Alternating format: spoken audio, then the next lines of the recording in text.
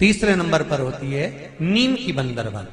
ये गुणी पूर्णिमा का जो दिन रहता है, चैत्री नवरात्रि जिस दिन प्रारंभ होते हैं, नया संवत्सर जिस दिन प्रारंभ होता है, उस दिन नीम के पत्ते की बंदरवाल लगती है, जो नवरात्रि के 9 दिन तक दरवाजे के बाहर लगी होती है, जिससे घर में कोई नई बीमारी प्रवेश नहीं करती, वो बीमारी बाहर निकल जाती है। इसको नीम के पत्ते की बंदरवाल। चौथे नंबर की होती है आम के पल्लव, आम के पत्ते, पीपल के पत्ते और नीम के पत्ते, इन तीनों की बंदरवाल। ये बंदरवाल दशहरे के दिन लगती है। 10वीं तिथि को लगकर एकादशी, द्वादशी तक लगी रहती है और त्रयोदशी के दिन इसको निकालकर विसर्जन कर दिया जाता है। ये जिस घर में लोग चिड़चिड़ प्रवृत्ति करते हो, क्रोध उत्पन्न होता हो, घर में सामंजस्य नहीं बन रहा हो, आपस में क्लेश बढ़ रहा हो, कोई किसी की नहीं सुनता हो, तब ये आम के पत्ते की, पीपल की और नीम के पत्ते की पल्लव बंदरवाल लगाई जाती है। ये दशहरे के दिन 10वीं के दिन लगती है। 10वीं, एकादशी, द्वादशी और त्रयोदशी के दिन इसको निकाल दिया जाता है। महाराज ये एक बंदरवाल, ये 4 तरह की बंदरवाल हमारे हिंदू धर्म में वर्णन करी गई है महाराज, जो दरवाजे पर लगाई जाती है, शुभ कार्य के लिए इसको लगाया जाता है। ये जो आप पहले दिन ही कलश स्थापना होती है और पहले दिन ही आपको ये ज्ञान हो जाए कि बच्चे पूछें कि कलश क्यों रखा जाता है, कलश के ऊपर आम के पत्ते क्यों लगाए जाते हैं, कलश के ऊपर नारियल क्यों रखा जाता है, कलश के ऊपर 9 बार मोली क्यों बांधी जाती है, मोली मतलब लच्छा नाड़ा 9 बार क्यों लपेटा जाता है नारियल के ऊपर, कलश के ऊपर जब रखते हैं।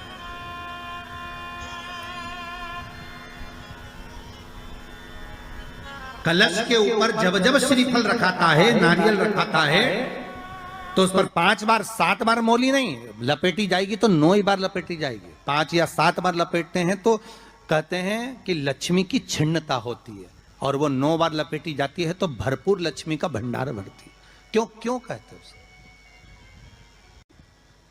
भगवान कुंभ का निर्माण कर रहे हैं, भगवान कलश का निर्माण कर रहे हैं, और भगवान स्वयं ब्रह्मदेव कर रहे हैं कि आप ऐसा निर्माण कर दो जिसमें 33 कोटि देवता स्वतः विराजमान हो जाए। तो भगवान ने उस कलश का निर्माण कर दिया।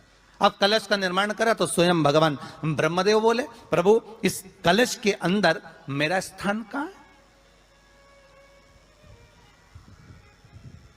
मेरा स्थान कहां है?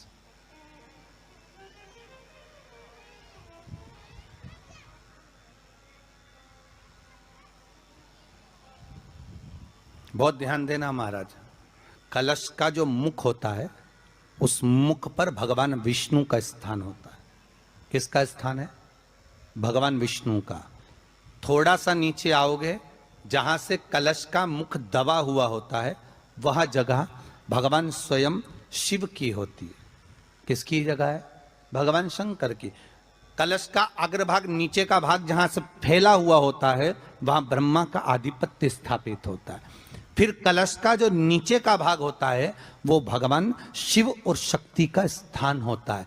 कलश के बाहरी भाग में, जहां पर बाहर का हिस्सा होता है, उस कलश के बाहरी भाग में 33 कोटि देवताओं को भगवान शंकर ने लाकर विराजमान किया होता है। महाराज भगवान शंकर 33 कोटि देवताओं को निमंत्रण देकर उस कलश में विराजमान कर दिया। कितना सुंदर लिखा है देवी भागवत के अंदर कि जहां कलश की स्थापना होती है, उस जगह पर किसी देवताओं को बुलाने की जरूरत नहीं होती। 33 कोटि देवता उस जगह पर स्वतः विराजमान हो जाते हैं। स्वयं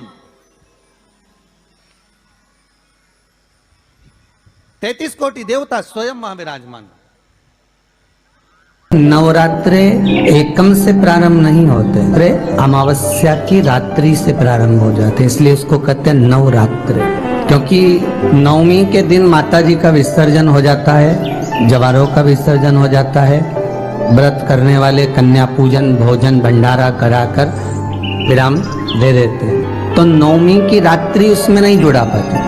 उसमें रात्रि अगर जुड़ती है तो ये अमावस्या की रात्रि से जुड़ना प्रारंभ होता है, तब जाकर वो नवरात्रि पूर्ण हो पाती है। पितृलोक में पितृ जैसे निवास होकर भी इंतजार करते हैं। 4 नवरात्र हैं तो 4 ही श्राद्ध हैं। आज मौनी अमावस्या है, श्राद्ध का विराम हो जाता है और कथा अर्थात नवरात्र प्रारंभ हो जाते हैं दूसरे दिन।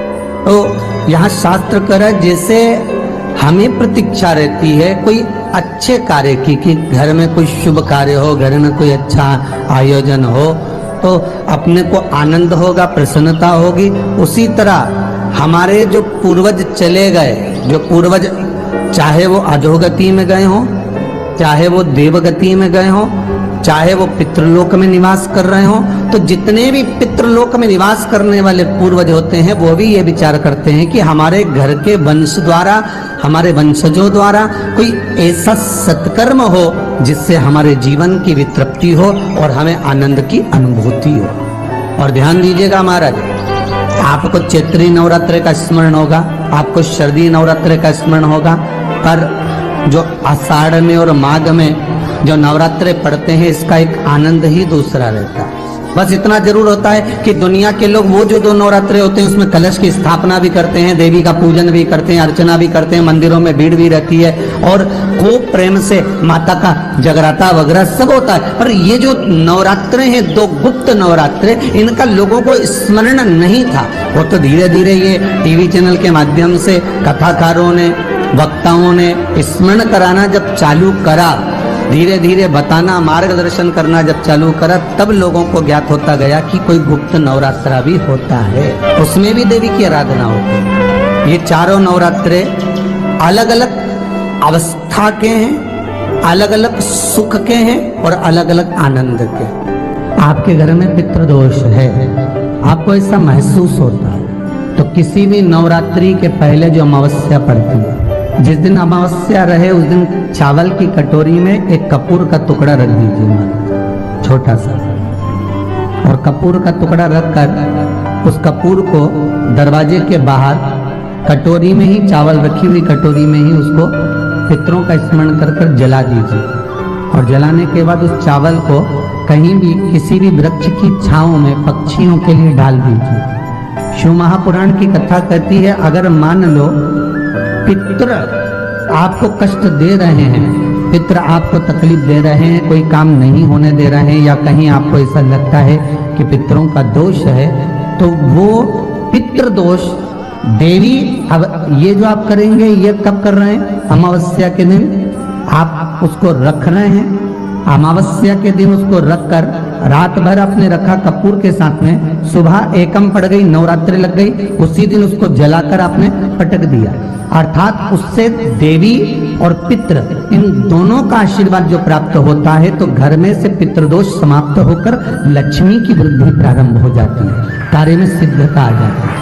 और नवरात्रि में भी देवी की आराधना का एक स्मरण का सुख है महाराज। ज्योत का विधान है, नवरात्रि में देवी की ज्योत लगती है, अखंड ज्योति लगती है, जवारे बुआए जाते हैं, कलश लगता है, ज्योत का भी विधान है। जिसके यहाँ दिया अखंड जलाया जाता है, अगर वो दिए की लो, दिए की बाती अगर दक्षिण दिशा की होती है तो उसके घर में साल भर में एक घात जरूर होती है। जो दिया अखंड जलता है उसकी बाती का मुख दक्षिण का नहीं होना चाहिए।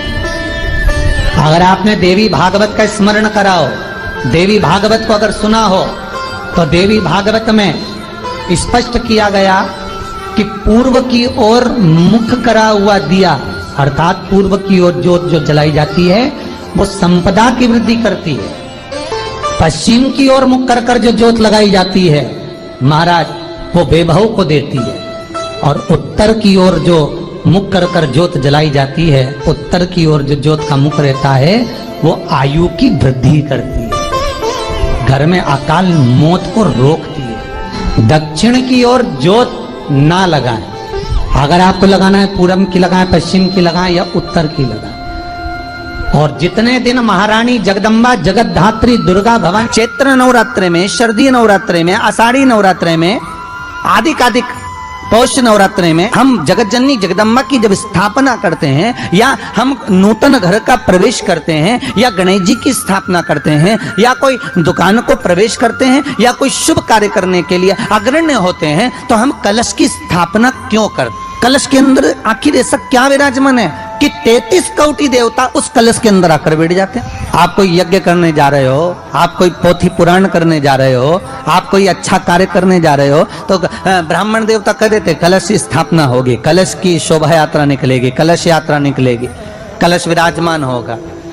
उस कुंभ की उस घड़े की महत्वता कहां से प्रकट हो गई? शिव महापुराण की कथा कहती है महाराज, भगवान ओघड़दानी शंकर स्वयं आद्य शक्ति जगदम्बा से कहते हैं कि जगदम्बा तू क्या चाहती है बोल। तो जगत जननी जगदम्बा कहती है कि जहां मैं हूं वहां शंकर है, ये आपने कह दिया, पर जहां शंकर है वहां पार्वती का होना जरूरी है। उसके लिए सिद्ध करने के लिए एक स्थान ऐसा बनाया जाए जहां पर शंकर विराजमान है और शंकर के साथ पार्वती विराजमान है। तो शिव जी ने कहा पार्वती उसके लिए मैं तुझे एक सुंदर कलश का निर्माण कर देता।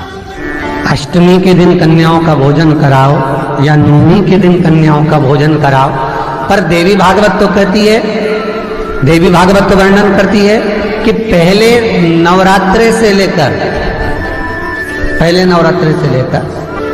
नवमी तिथि तक जितने दिन देवी के होते हैं, प्रत्येक दिन में आप किसी भी दिन कन्याओं का भोजन करा सकते हो, पहली रात्रि से लेकर, पहला दिन से लेकर। पर 9वें दिन तो सवेरे पूजन करके यज्ञ करके अनुष्ठान करके देवी को विसर्जन कर दिया, फिर नवरात्रि पूर्ण कैसे हुई? नवरात्रि की पूर्णता होती है अमावस्या की रात से गिनी जाती है। कौन से दिन से गिनते हैं? अमावस्या की रात्रि, फिर एकम की रात्रि, फिर दूज की रात्रि, ऐसे गिनते गिनते अष्टमी की रात्रि तक और नवमी के दिन सुबह तक या दोपहर तक या शाम तक, जब तक आप यज्ञ ना करें तब तक ये 9 रात्रियां पूर्ण गिनी जाती है महाराज देवी भागवत के हिसाब से पूर्णता। अब हमने कन्या भोजन का जो क्रम बनाया, अष्टमी के दिन करा देंगे, नवमी के दिन करा देंगे, इस तिथि को करा देंगे, पर भाव देखिए, शास्त्र कहता है भूखे को भोजन जब कराइए जब उसको भूख लगी हो, और ऐसों को कराइए जिसको जरूरत पड़ रही है।